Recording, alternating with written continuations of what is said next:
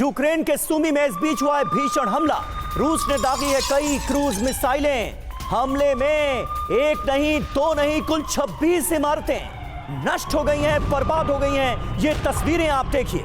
आमतौर पर जंग के मैदान से इतनी क्लियर पिक्चर्स कम ही सामने आती हैं, लेकिन आप ये देखिए, बड़ा हमला था और एक साथ 26 इमारतें जमींदोज हो गई। टीवी 9 भारतवर्ष पर ये एक्सक्लूसिव तस्वीरें जिसमें कई क्रूज मिसाइलें रूस ने दागी हैं। यूक्रेन के सुमी का ये इलाका है जहां 26 इमारतें तबाह हो गई।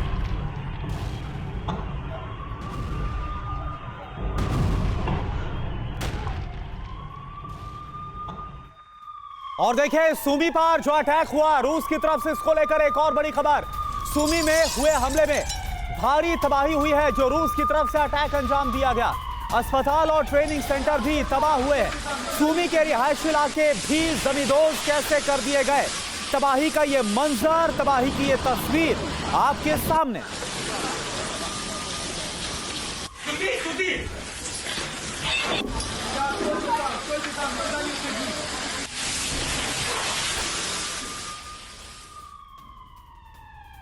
और ये दो तस्वीरें इस वक्त आपके सामने हैं। दो बड़ी खबरें। एक तो सुमी का हमला हमने आपको दिखाया जिसमें 26 इमारतें एक साथ नष्ट हो गई हैं। रिहायशी इलाकों में कैसे बमबारी हुई है। रूस के अटैक के बाद सुमी में कैसी तबाही मची है, ये दो तस्वीरें साफ तौर पर बयां कर रही हैं।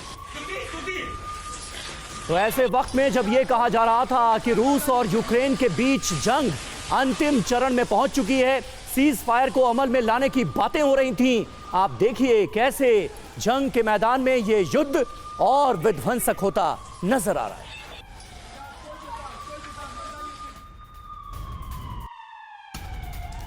और देखिए एक और बड़ी खबर है। खार्किव में रूस का हवाई हमला हुआ है। ड्रोन से रिहायशी इलाकों में अटैक हुए। मिलिट्री ठिकाने पर रूस का ये अटैक। एक और हमले की नई तस्वीर इस वक्त आपके सामने।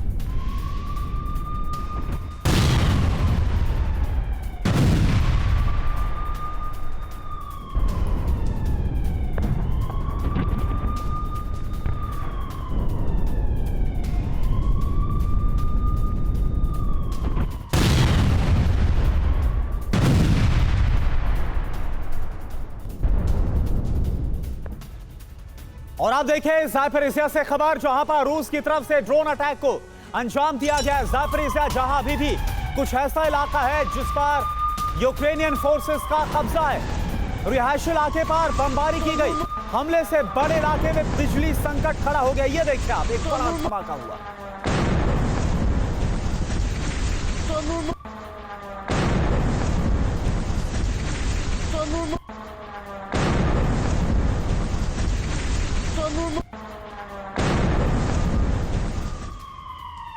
और वहीं खेरसोन में रूस का एक पिन पॉइंट अटैक हुआ है। यूक्रेनी पोस्ट पर ग्लाइड बॉम्ब से निशाना साधकर अटैक किया गया है। नदी के पास एक यूक्रेनी पोस्ट को इस हमले में कर दी गई ये पोस्ट पूरी तरह से तबाह। ये देखिए तस्वीरें, नदी के पास एक यूक्रेनी पोस्ट को कैसे तबाह कर दिया है रशिया ने बड़ा हमला करके। ये दो तस्वीरें इस वक्त आपके सामने हैं। हमले से बड़े इलाके में बिजली संकट पैदा हो गया है। ये तस्वीरें आपको दिखा रहे हैं ज़ापोरिज़िया की, जहां पर रूस का ड्रोन अटैक हुआ है।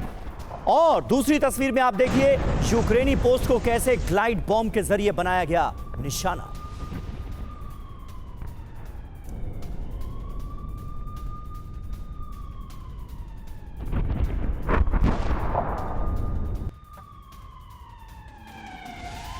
और ये देखिए एक और बड़ी खबर, रूस के एटमी युद्ध को लेकर बहुत बड़ी तैयारी से जुड़ी एक खबर सामने आ रही है।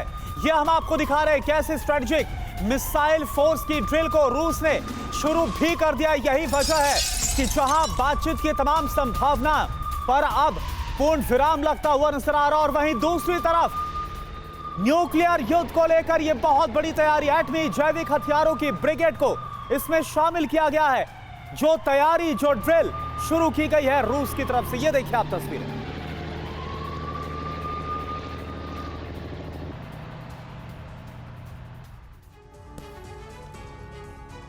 तो देखिए रूस का प्लान प्रलय दबने वाला है, न्यूक्लियर बटन, इसके आसार क्यों जताए जा रहे हैं ये समझ लीजिए। रूस ने बड़े युद्ध की तैयारी शुरू कर दी है। स्ट्रैटेजिक मिसाइल फोर्स की इस वक्त ड्रिल चल रही है और ऐसे वक्त में जब जंग चल रही हो इस तरह की ड्रिल का मतलब क्या है ये हम सब जानते हैं। इंटरकॉन्टिनेंटल बैलिस्टिक मिसाइल को इसमें शामिल किया गया है। एयर ड्रिल में रूसी बॉम्बर भी एक्शन में नजर आ रहे हैं। रूस के रक्षा मंत्रालय ने ड्रिल को लेकर यह जानकारी दी है। Yards mobile ground missile regiment भी मौजूद है।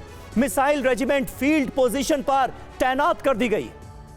एटमी और जैविक हथियारों की ब्रिगेड को भी इसमें शामिल किया गया। अब सवाल क्या है, यह जानना जरूरी है, क्या टैक्टिकल न्यूक्लियर वेपन की क्षमता जांची जा रही है? ये जो पूरी ड्रिल है जिसको अंजाम दिया जा रहा है, क्या यूरोप को बैलिस्टिक मिसाइल की ताकत रूस की तरफ से दिखाई जा रही है? क्या यूरोप में एटमी खतरे का खौफ पैदा करने की कोशिश की जा रही है इन तस्वीरों के जरिए?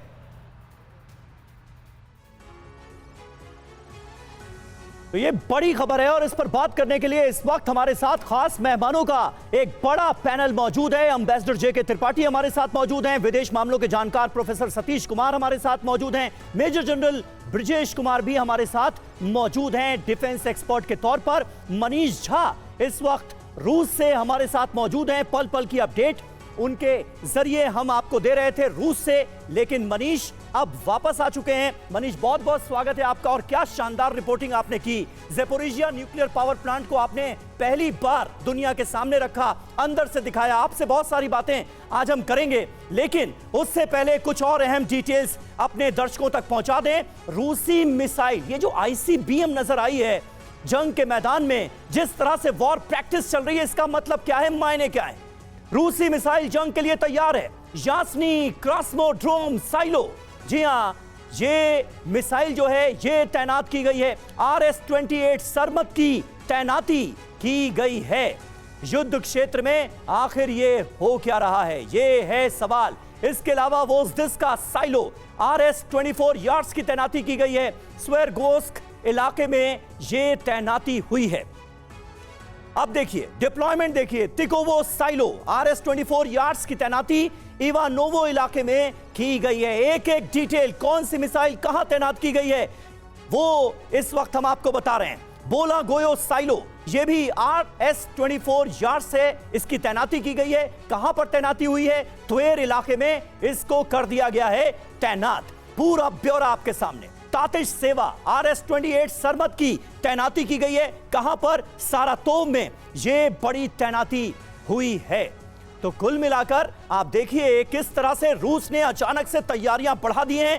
ICBM के साथ इस वक्त वॉर प्रैक्टिस की जा रही है। मनीष, इसका मतलब क्या है, इसके मायने क्या हैं? कहां तो सीज फायर का जिक्र हुआ था, 1 महीने के पीरियड की बात की गई थी, उसके बाद पूर्ण रूप से सीज फायर लागू करने के इरादे थे, उम्मीदें थी। क्या सारी उम्मीदें धराशायी हो चुकी? देखिए, सबसे बड़ी बात है कि रूस के राष्ट्रपति भले ही अमेरिकी राष्ट्रपति से बात कर रहे हैं, डेलीगेशन लेवल की टॉक हुई है, लेकिन रूस के लोग और रूस की सेना, उन दोनों को यह लगता है कि आने वाले दिनों में ये शांति संभव नहीं है। पहली बात तो यह है कि अमेरिका अमेरिका है, ट्रंप के बाद अमेरिका फिर उसी रूप में आएगा, ये वो मानते हैं। दूसरी बात यह है कि उन्हें यह लगता है कि यूरोप किसी भी कीमत पर इस युद्ध को रुकने नहीं देगा। इसीलिए रूस अपनी तैयारियों में कोई कमी नहीं कर रहा और ना ही रूस युद्ध के मोर्चे पर किसी भी तरह की रियायत देने को तैयार है। एग्रीमेंट के तहत भले ही वो एनर्जी इंफ्रास्ट्रक्चर पर अटैक नहीं कर रहे हैं या फिर थोड़ा बहुत जो ब्लैक सी को लेकर जो एग्रीमेंट हुआ है उसको फॉलो करेंगे, लेकिन रूस को ये पता है कि आने वाले दिनों में इस युद्ध का जो स्केल है वो बड़ा होगा, डायरेक्ट यूरोप से लड़ने की नौबत आ सकती है और वैसी स्थिति में वो अपने हर तरह के मिसाइल, हर तरह के हथियार को तैयार रखना चाहता है। बिल्कुल, और यही वजह है कि वर्ड टू वर्ड अब क्या पुतिन भरोसा कर भी पाएंगे अमेरिका पर, इस पर एक बहुत बड़ा संशय, एक बहुत बड़ा सवाल है। अब देखिए एक और बड़ी खबर, रूस के एटमी वॉर ड्रिल से भड़क गया है कैसे फ्रांस, जिसकी तस्वीरें अभी हमने आपको दिखाई है। वायुसेना ने एटमी युद्धाभ्यास किया है, बड़े पैमाने पर एटमी हमले का अभ्यास हुआ है और बड़ा खतरा अब यूरोप को इस अभ्यास से महसूस हो रहा है। यही वजह है कि फ्रांस इससे भड़का हुआ नजर आ रहा है।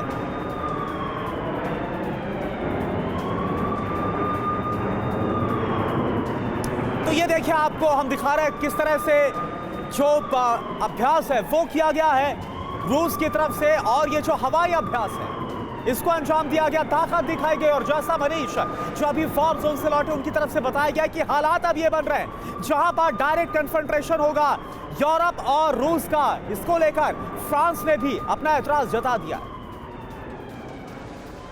जी हां, तो एक तरह से कहा जा सकता है कि जंग का एक्सटेंशन होता हुआ हम देख रहे हैं। फ्रांस एटमी युद्ध के लिए तैयार है। क्यों हम ये कह रहे हैं? अचानक फ्रांसीसी वायुसेना सुपर एक्टिव मोड में आ गई। बड़े पैमाने पर एटमी हमले का अभ्यास किया जा रहा है। दुश्मन देश में कम ऊंचाई पर घुसपैठ का अभ्यास भी इसमें शामिल है। गौर कीजिए, दुश्मन देश में घुसपैठ के बाद परमाणु हमले तक का अभ्यास किया जा रहा है। 3 लड़ाकू स्क्वाड्रन, कई टैंकर्स एक समय में हवा में मौजूद थे। और बिल्कुल मैं चाहूंगा major general Brajesh Kumar sir आप मेरे साथ ज्वाइन इन करें और इस तरफ हम रुक करते हैं स्टूडियो का। आइए सर, मेरे साथ आप आइए, आप इस तरफ आ जाइए। और जो अभ्यास किया गया कुल मिलाकर ये आपसे मैं समझना चाहूंगा, लेकिन इसको लेकर सर यहीं पर अब आप रुक जाइए। और क्योंकि कुछ डिटेल्स हैं वो पहले दर्शकों को दिखाना और बताना बहुत जरूरी है इस एक्सरसाइज को लेकर, जिस पर जो फ्रांस है वो काफी ज्यादा भड़का है, काफी ज्यादा आग बबूला हो गया है। देखिए आप, यूरोप की परमाणु ताकत क्या है ये आप समझ लीजिए, क्योंकि यहां पर सीधे जो आसार हैं वो यूरोप वर्सेस रूस के युद्ध के होते हुए नजर आ रहे हैं। आप देखिए फ्रांस के पास अगर हम बात करें तो दुनिया की तीसरी परमाणु शक्ति है। 300 परमाणु हथियार इस वक्त फ्रांस के पास है। आगे बढ़ते हैं, दुनिया की तीसरी परमाणु शक्ति ब्रिटेन का रुख करते हैं। ब्रिटेन की बात करते हैं जिसके पास 215 परमाणु हथियार मौजूद है। अभी ईयू का हालांकि वो हिस्सा नहीं है। आगे बात करें, बड़ी बात क्या है यहां पर यूरोप में 515 न्यूक्लियर वेपन कुल मिलाकर इस वक्त मौजूद है। अगर कोई भी ऐसे हालात नजर आते हैं जब रूस के साथ सामना होता है, रूस के पास 4400 एटमी वेपन है, यानी कि कई गुना ज्यादा यूरोप के मुकाबले। हालांकि इन सब के बावजूद क्या सर आपको लगता है, क्योंकि अगर अभी तक हम बात करें यूरोप के वो देश जो कि नाटो का हिस्सा है और उनकी सबसे बड़ी ताकत अमेरिका ही है, रूस से 3 साल से मुकाबला हो रहा है, लेकिन अमेरिका खुद को पीछे कर रहा है। फ्रांस जो तैयारी करता हुआ नजर आ रहा है, ब्रिटेन भी जो तैयारी करता हुआ नजर आ रहा है, क्या वो आपको काफी लग रही है रूस के खिलाफ? देखिए, जब भी वॉर जैसी स्थिति होती है, वॉर चल रही है, करीब 3 साल से ऊपर हो गया है, तो स्वाभाविक है कि समीकरण है। और खास करके उस स्टेज ऑफ वॉर में जहां सब जो दो प्रतिद्वंदी करीब करीब से थक से गए हैं और अमेरिका जो कि यूक्रेन का बैकर रहा है वो भी पुश कर रहा है कि आप संधि करें, आप उसके ऊपर सीज फायर करें। तो पीस तो बहुत दूर की चीज़ है, सीज फायर को इम्प्लीमेंट करने में ही काफ़ी परेशानी आ रही है सब देशों को।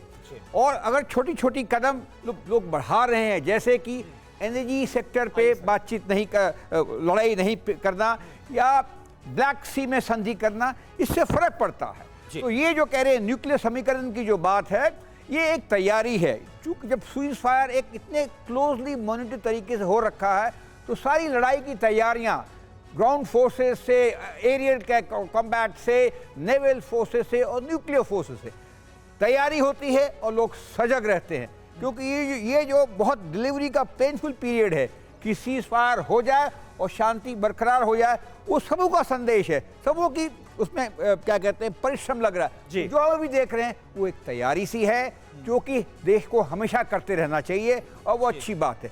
जहां तक आपने ठीक है, लेकिन वक्त इंपॉर्टेंट है सर, वक्त इंपॉर्टेंट है। अभी जिस अंदाज में जिस तरह से वॉर प्रैक्टिस को अंजाम दिया जा रहा है, इसीलिए उस पर कई तरह के सवाल जहन में आते हैं। एक अहम खबर आ रही है, ज़पोरिजिया एटमी प्लांट पर रूस का बयान आया है, यूक्रेन या किसी दूसरे देश को हम ये नहीं देंगे। ये रूस ने क्लियर कर दिया है ज़पोरिजिया न्यूक्लियर पावर प्लांट को लेकर। ये रूस का बड़ा बयान, ज़पोरिजिया न्यूक्लियर पावर प्लांट यूक्रेन या फिर किसी दूसरे देश को नहीं दिया जाएगा, ये क्लैरिटी दी गई। और देखिए किस तरह से एटमी जंग के मुहाने पर यूक्रेन युद्ध पहुंच गया है, ये हम आपको बताते हैं। रूसी राजदूत बोरिस ग्रिज़लोव की तरफ से वार्निंग सामने आई है। एटमी युद्ध के मुहाने पर बीते 3 साल से युद्ध चल रहा है, वो काफी तेजी के साथ बढ़ता हुआ नजर आ रहा है। बेलारूसी एटमी हथियार का प्रयोग संभव है, ये बोरिस की तरफ से कहा गया है।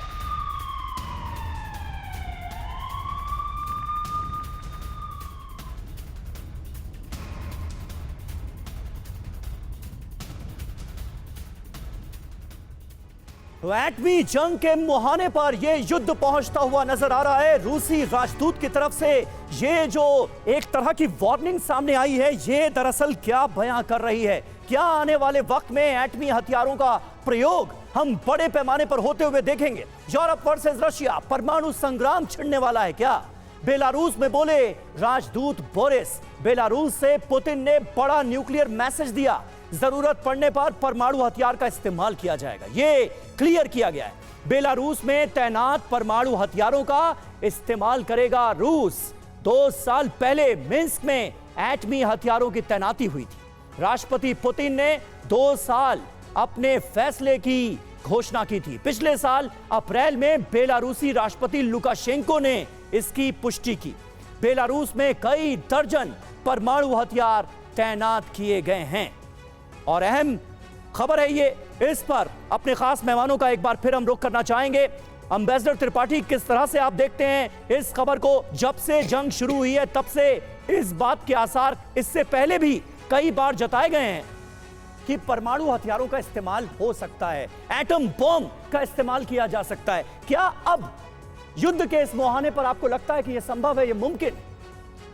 देखिए, मुझे नहीं लगता कि अभी भी वो स्थिति आई है जब परमाणु युद्ध शुरू होगा, क्योंकि उसके 2 कारण हैं। एक तो देखिए, ऐसा है कि परमाणु बम जो हैं, एटम बम किसी देश के पास होते हैं, वो सिर्फ इसलिए दिखाए जाते हैं, डिटरेंट इफेक्ट के लिए होते हैं, वो ये दिखाने पोस्चरिंग के लिए होते हैं, देखिए हमारे पास है और ज़रूरत पड़ी तो हम बम फोड़ देंगे। तो रूस ने ऐसा किया, फ्रांस ने भी उसके जवाब में ऐसा अपनी सैन्य अभ्यास बढ़ा दिया है। लेकिन देखिए, इससे कोई फ़र्क नहीं पड़ता कि किस देश के पास कितने परमाणु बम हैं, क्योंकि सारे परमाणु बम को फोड़ने की ज़रूरत नहीं पड़ती। 1-2 हर ओर से काफ़ी होते हैं और उसके बाद से ख़त्म हो जाता है। हाँ, एक चीज़ यहाँ, टैक्टिकल परमाणु बम जो हैं वो छोटे होते हैं, उनका कम घेरे में, कम दायरे में उनका प्रभाव होता है, तो इसलिए उसके लिए किया जा सकता है। लेकिन इसमें देखिए, रूस की 2 मुही नीति है।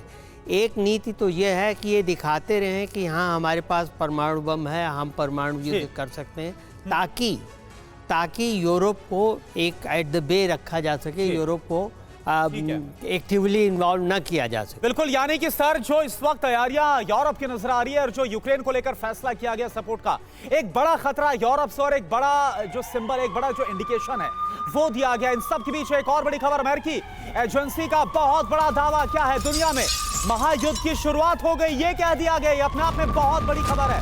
रूस ने महायुद्ध को शुरू किया, दुनिया का बड़ा हिस्सा युद्ध में फंसा हुआ है।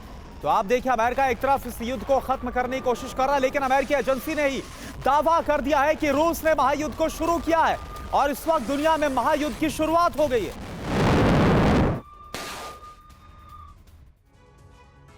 तो ऐसे में देखिए, बड़ा सवाल यही है कि क्या तीसरा विश्व युद्ध शुरू हुआ? Centre for strategic and international studies का यह दावा है, दुनिया में तीसरा विश्व युद्ध पहले से चल रहा है।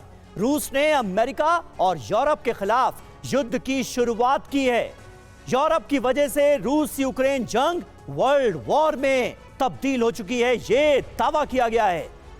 अमेरिका यूरोप के खिलाफ साइबर हमले और जासूसी कर रहा है रूस, ये तक कहा गया है अमेरिकी एजेंसी के इस दावे में। रूस का उद्देश्य यूक्रेन को पश्चिमी देशों से मिलने वाली सहायता बंद करना है। रूस की धमकी को देखते हुए वेस्ट को सैन्य तैयारी करने की सलाह दी गई है। दुनिया में प्रत्यक्ष और अप्रत्यक्ष युद्ध चल रहा है। प्रोफेसर सतीश कुमार सर, यह समझना बहुत ज्यादा जरूरी है कि एक तरफ तो अमेरिका कोशिश कर रहा है, ट्रंप कोशिश कर रहे हैं युद्ध खत्म हो जाए, लेकिन दूसरी तरफ अमेरिकी एजेंसी सलाह दे रही है अपने इस दावे के साथ साथ कि जो पश्चिमी देश हैं उन्हें रूस के खिलाफ तैयारियों को और ज्यादा तेज कर देना चाहिए। कैसे देखेंगे आप इसको सर? बिल्कुल करुणा, कई कॉन्ट्राडिक्शंस आपको इसमें नजर आएंगे, लेकिन हमारी जहाँ तक थोड़ी बहुत जो समझ उभर कर सामने आ रही है वो ये है कि अब युद्ध खात्मे की ओर है, भले ही दूसरे रूप में, जिस रूप में वो दिखाई दे। इसका कारण ये है कि ट्रंप के और जेलेंस्की के वार्ता के बाद और ट्रंप के ये कहने के बाद भी कि मैं युद्ध खत्म कर दूंगा, वो युद्ध खत्म नहीं हुआ। यानी एक तरह से वर्चस्व, अमेरिकी वर्चस्व की जो भूमिका थी वो भी ढीली पड़ती हुई नजर आ रही है। तो ऐसी स्थिति में यूरोप में वो क्षमता नहीं है कि रूस का सामना वो कर सकें। और रूस और पुतिन और ट्रंप के बीच में जो केमिस्ट्री है वो एक नए विश्व व्यवस्था का है, अव्यवस्था का है, वो उभर कर सामने आ रही है। तो न्यूक्लियर वॉर की तो कोई संभावना हमें नहीं दिखाई देती है, लेकिन इससे एक नई परिस्थिति उभरती हुई वो दिखाई दे रही है कि दुनिया में होगा क्या। ट्रंप जिस तरीके से व्यवहार कर रहे हैं उससे इस यूक्रेन और रसिया से भी ज्यादा कई खतरनाक मुद्दे दुनिया के सामने उपस्थित होंगे। दुनिया उससे कैसे लड़ेगी, ये सबसे बड़ी चुनौती हमारे सामने है। बिल्कुल बिल्कुल। और देखिए पुतिन के वॉर प्लान को लेकर इस बीच एक और बड़ा खुलासा हुआ है। अब ये खुलासा क्या है आपके सामने हम रखने जा रहे हैं। बातचीत को लंबा खींचना चाहते हैं पुतिन, ये कहा जा रहा है। पुतिन के वॉर प्लान को लेकर ये अहम जानकारी सामने आ रही है। अमेरिका को वार्ता में उलझाना चाहते हैं पुतिन। बातचीत को लंबा खींचने का है इरादा।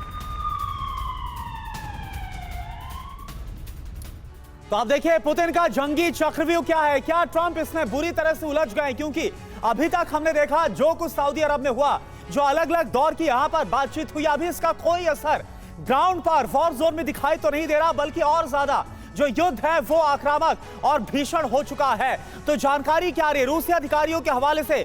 मॉस्को टाइम्स का बहुत बड़ा दावा, अमेरिका से बातचीत को खींचना चाहते हैं व्लादिमीर पुतिन। पुतिन का आदेश अमेरिका को बातचीत में उलझाओ, यह है। यूक्रेन के ज्यादा से ज्यादा इलाकों पर कब्जे की पूरी प्लानिंग है। सुमी और जापोरिजिया में बहुत बड़े कब्जे का जो प्लान है वो तैयार किया गया है। Moscow times, the New York, the new voice of Ukraine, उनकी तरफ से यह कहा गया। और देखिए एक और बड़ी खबर, डोनेट्स्क में रूसी आर्टिलरी फोर्स का घातक हमला। यूक्रेनी पोस्ट और बंकर्स पर आर्टिलरी अटैक किया गया। विध्वंसक हमले से यूक्रेन के 2 बड़े पोस्ट तबाह हुए।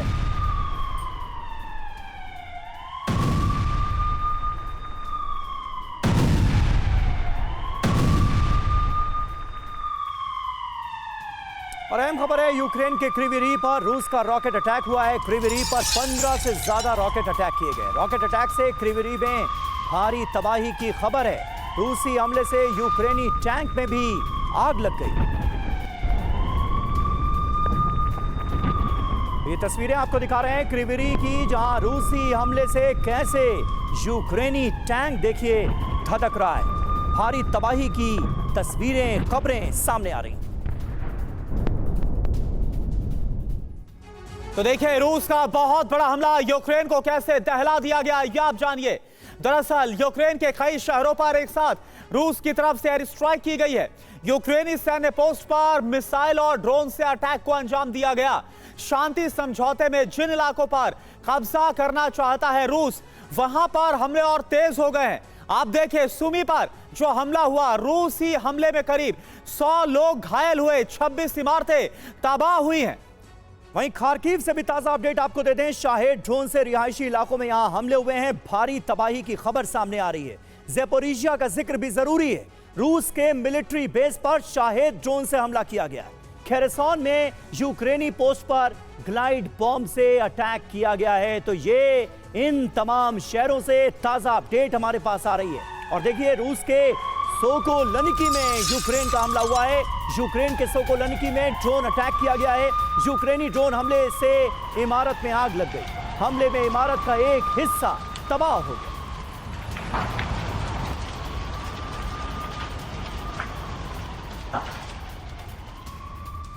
और ये देखिए एक और बड़ी खबर, यूक्रेन में रूसी कब्जे वाले इलाके पर हमला हुआ है। यूक्रेन ने डोनेट्स्क के टॉरस्क इलाके पर अटैक किया। यूक्रेन ने पोस्ट पर तैनात आर्मर्ड व्हीकल को कैसे निशाना बनाया, यह आप देख पा रहे हैं। यूक्रेनी हमले में रूसी आर्मर्ड व्हीकल पूरी तरह से तबाह हो गया। यूक्रेनी हमले में रूसी सैन्य पोस्ट भी तबाह हुई है।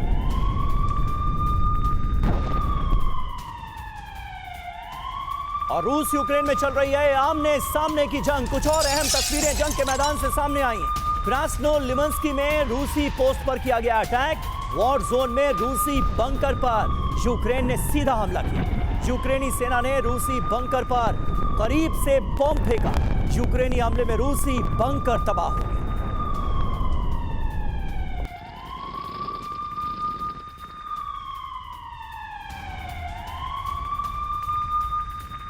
और डोनेट्स्क में रूसी आर्टिलरी फोर्स का घातक हमला हुआ है। यूक्रेनी पोस्ट और बंकर्स पर आर्टिलरी अटैक किया गया है। मनीष, ये बताइए कि ये तमाम खबरें इस वक्त हम दिखा रहे हैं, कहीं रूस हमला कर रहा है, कहीं यूक्रेन हमला कर रहा है। इस जंग को लेकर आप क्योंकि मॉस्को से होकर आए हैं, ज़ेपोरिजिया भी आप गए, वॉर जोन का आपने पूरा भ्रमण किया, तस्वीर क्या नजर आ रही है? क्योंकि हमारे एक्सपर्ट्स भी कह रहे हैं कि जैसे तूफान जो जब बढ़ता हुआ नजर आता है तो लगता है कि जैसे दिया फड़फड़ा रहा है उसके बाद बुझ जाएगा। क्या यही अंजाम जंग का होता हुआ आप देख रहे हैं, या फिर जंग यहां से एक बड़ा एक्सटेंशन लेने के लिए तैयार नजर आती है? देखिए, सबसे बड़ी बात है कि ज़ेपोरिजिया हो या डोनेट्स्क के इलाके, घंटों घंटों हम गाड़ियों से चलते रहे और कहीं कोई यूक्रेनी पोस्ट नहीं दिखता था। हर जगह हर इलाका रूसी सेना के कम नियंत्रण में था। ज़ेपोरिजिया का 80% इलाका, 90% इलाका डोनेट्स्क का, यही हाल लुगान्स्क का था, लगभग 100% इलाका, और खेरसॉन में 50-50 का इलाका है जो रूसी नियंत्रण में है। और उसके बाद भी ये जंग चल रही है, उस समय चल रही है जब शांति वार्ता हो रही है, तब भी ये जंग चल रही है। तो साफ तौर पर है कि रूसी सेना अपना काम कर रही है, रूस के राष्ट्रपति अपना काम कर रहे हैं और रूस के डिप्लोमेट अपना काम कर रहे हैं, क्योंकि उन्हें पता है कि असली खतरा यूक्रेन से ना था, ना है, ना रहेगा।